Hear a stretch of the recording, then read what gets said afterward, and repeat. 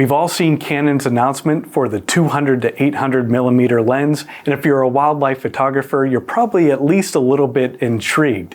And if you're watching this video, you've probably spent some time watching other videos discussing the lens, and I've spent the last few days trying to decide, is this something that I'm going to spend my hard-earned money on? In this video, I'm going to explain my thought process behind why I do plan to purchase the Canon 200 to 800 millimeter lens. First off, just let me say that I do not consider this to be a replacement for my 100 to 500 lens.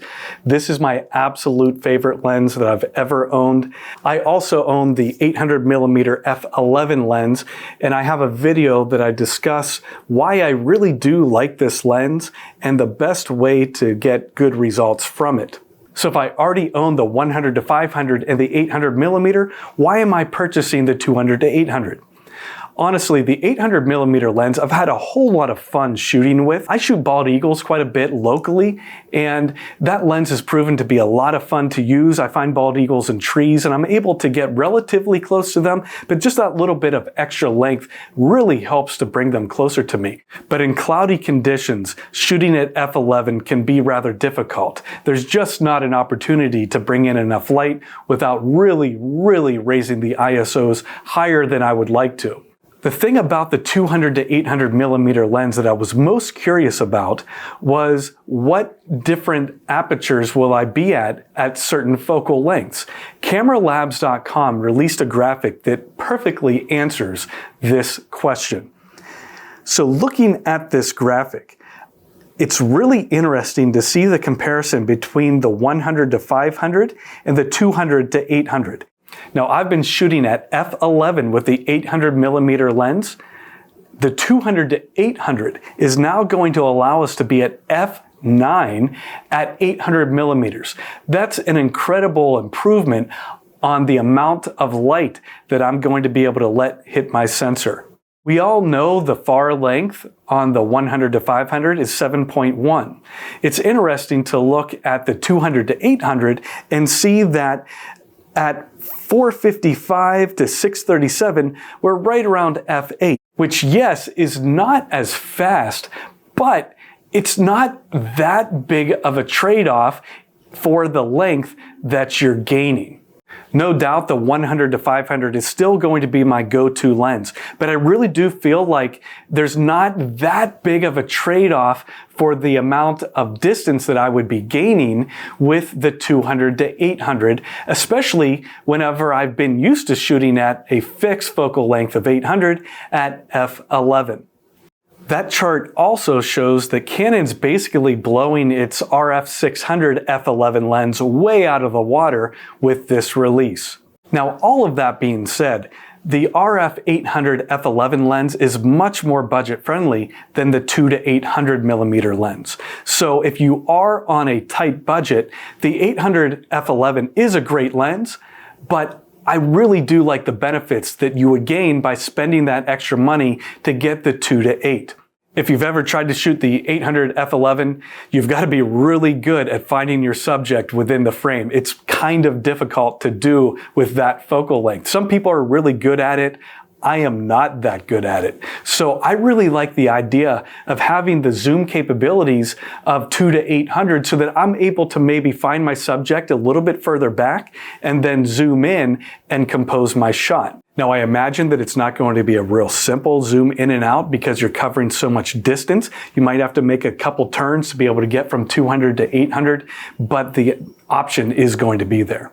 Now, the RF 800 is 2.7 pounds, and I remember the first time that I picked this lens up and put it on my camera, I actually laughed out loud because of how light it actually was. And there have been times that I've been shooting that I've thought that, well, it might be nice if it was just a little bit heavier.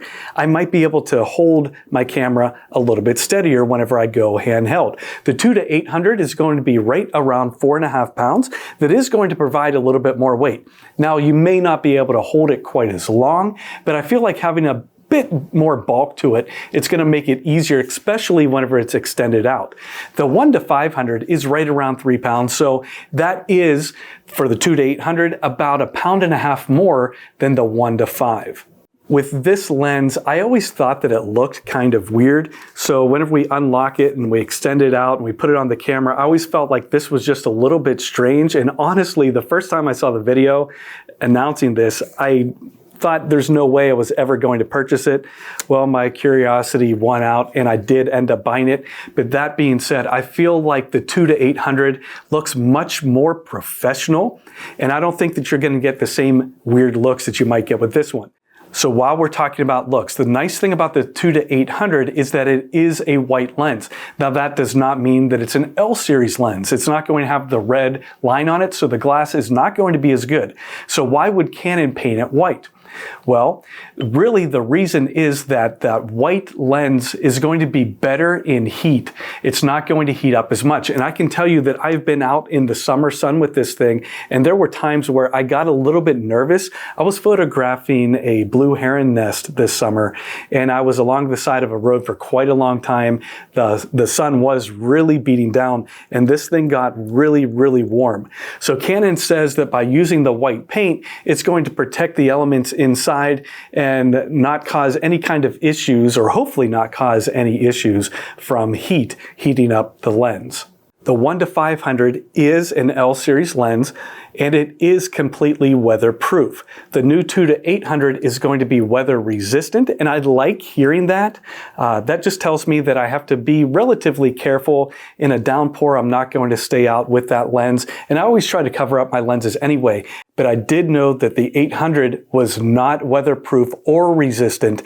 So even if I was shooting bald eagles and it would start to snow flurry, I would get a little bit nervous and I would have a microfiber cloth there, wiping it off, putting a cover over it. And I try to do that anyway, as I said, but I feel like I won't need to worry quite as much with the 2-800 with things like rain and snow and even dust affecting the performance of the lens. So all in all, again, I do not see this as a replacement for my 1-5. I think that that will still remain my go-to lens, but the 2-800 offers so much flexibility, so much opportunity to zoom in close on our subjects. So as I said in my 800 f11 lens review, this lens as well is not going to be for subjects that are way off in the distance. You're going to run into atmospheric conditions that are going to affect the clarity of your shots. But you can get extreme close-up shots of subjects that are relatively close to a medium distance away. And that's what this lens is really going to be for.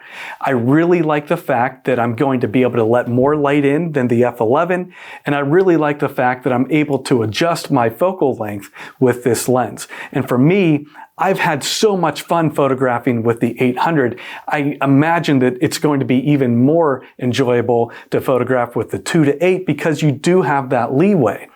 I also think that it's going to be much easier to get my subject into frame. And you know that with wildlife photography, your subject is not guaranteed to stay still for very long. So if you're fumbling around trying to find your subject in the frame, by the time you find them sometimes, they may have changed positions and you never get the shot. So I really feel like this lens is going to be a lot of fun to use, and I look forward to adding it to my wildlife photography lens lineup. So are you planning on purchasing this lens yourself? Let me know down in the comments below. If you're interested in seeing some of my results from the 800 f11 lens, I have used it extensively, and you can check out some of those results over here in these videos.